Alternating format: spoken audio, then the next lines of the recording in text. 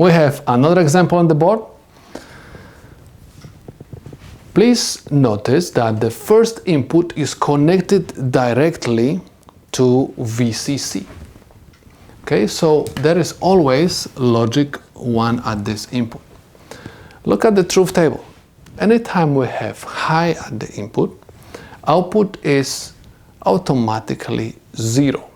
Okay, so when the switch is open, right, output is 0.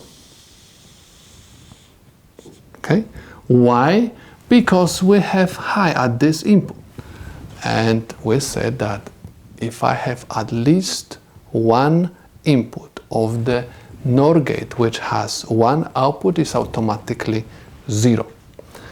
Now let's take a look what will happen if I'm going to close the switch.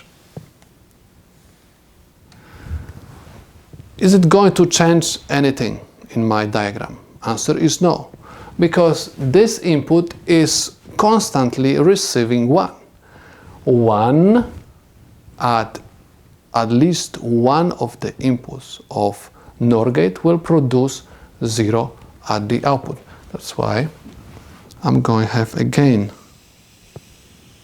0 at the output. And I can say that these are the solutions to my problem.